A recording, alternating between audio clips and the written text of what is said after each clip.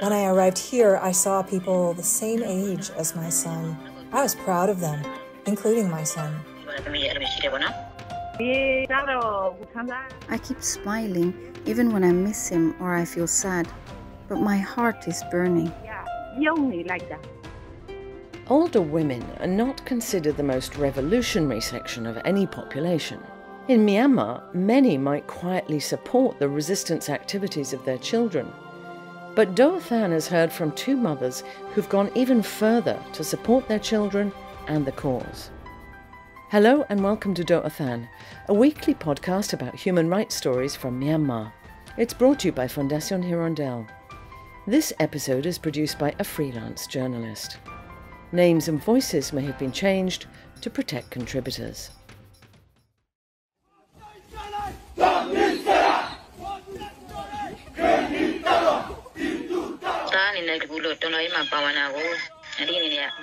I encouraged my son to take part in the revolution. Sometimes I was able to contact him, but other times I lost contact with him. That worried me a lot. When I saw him, I felt both happy and sad. When I arrived here, I saw people the same age as my son. I was proud of them, including my son. Daw Aye is a retired schoolteacher from a small town in Ayeyarwady division. Now the 65-year-old is living in a resistance camp in Karenni state. After her husband died in 2022, she decided to join her son, who's fighting on the front lines with his wife in a People's Defence Force, or PDF.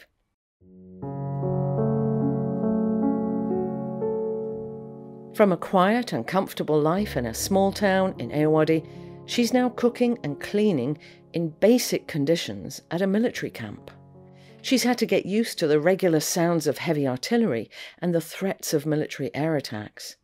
And she has to be prepared, like everyone else, to evacuate at a moment's notice or dive into a bunker if they come under attack. I've never experienced this before, so I was scared when the planes came and I heard the sounds of heavy artillery explosions. But anyway, I remind myself that such things are to be expected since I'm in this kind of area.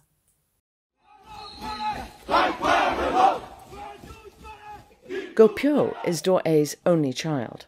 He's 24. He asked her to come to the camp because he was worried about her after the death of his father. But he admits he has mixed feelings about her being there. When she arrived here, I was so happy to see her. But my mom's getting old, and I worried that she would struggle with living in the jungle. I felt like I was dragging her into the jungle. Now it should be my turn to take care of my parents. But in this situation, my parent came to live with me, so I feel a bit sad about this. It's an arrangement which works for both mother and son, but Daw Aye worries when her son and daughter-in-law go into battle, and Go Pyo worries about the safety of his mother left behind at the camp.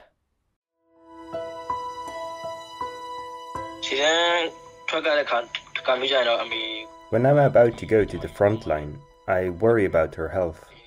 She has no experience with plane attacks. When I go to the front line, I place my trust in my comrades here to take care of my mother. Even when I arrive at the front line, I still worry a bit about her. The Institute for Strategy and Policy, ISP Myanmar, estimates there are around 200,000 people serving in PDFs around the country. Women have been at the forefront of resistance to this military regime, in the protests, in the civil disobedience movement, in fundraising, in humanitarian efforts. And there have also been more women taking up arms than ever before. But less is known about all the women like Daw Aye playing a vital support role on the front lines. Nor Susanna Hlahlaso, Minister of Women, Youth and Children's Affairs, said that she was very proud of the mothers who are helping their children in the revolution.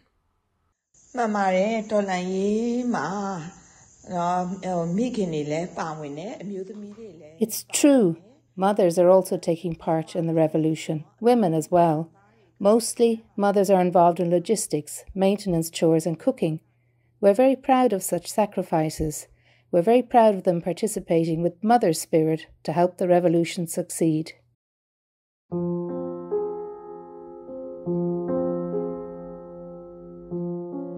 Like Daw Aye, Daw Mya May also lost her husband and decided to join her son on the front lines. She's 64 and from Sagaing Division. She didn't have so far to go to her son's PDF base in Yin Ma Bin. But tragically, 6 months after she arrived, her son was killed in combat. He was only 18.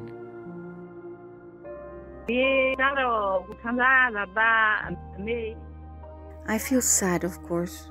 I don't show it on my face. I don't want to disturb the young soldier's peace of mind. I keep smiling even when I miss him or I feel sad. But my heart is burning.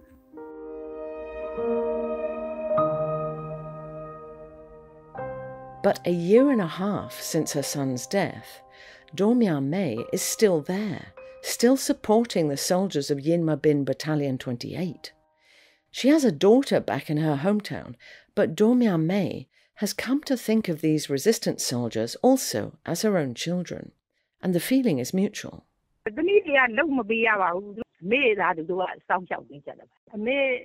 daughters take care of me. I have a natural love for children. Now they're like my own children. I feel a strong attachment to all of them, and I also love them.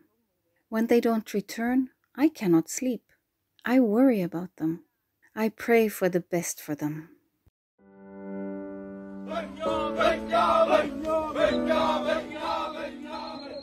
Goswam Thu Maung, the battalion commander, has taken Daw Mya May as his adopted mother. He says he'll take care of her as long as he lives. He says he pays more attention to her health and security than anyone, as she's lost both her husband and her son. He also says her presence in the station makes the women soldiers feel safer.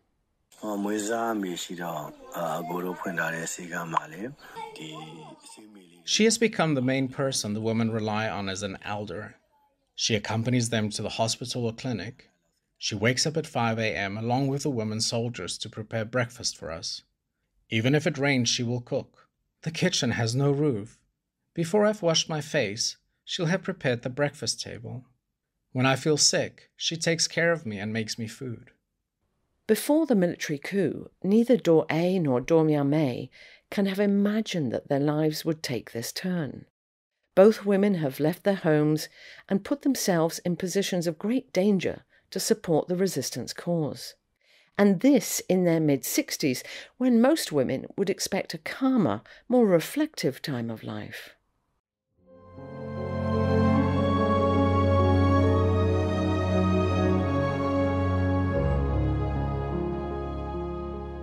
Since the loss of her son, Daw Mya May's mental health has been fragile. But she finds comfort in her faith and is determined to continue to help her adopted children if she can.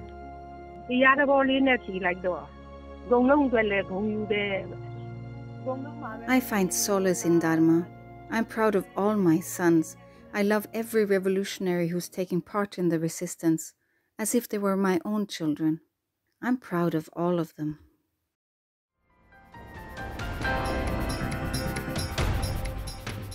Thanks for listening to this edition of Doh Athan. We'd welcome your feedback on social media. This project on human rights reporting is supported by Fondation Hirondelle with the help of our donors. You can listen to our podcast via the Doh Athan Facebook page. They can also be found on SoundCloud, YouTube, iTunes, Spotify and Telegram. You can also listen every Saturday night from 9 to 10 p.m. and Sunday morning from 6 to 7 a.m.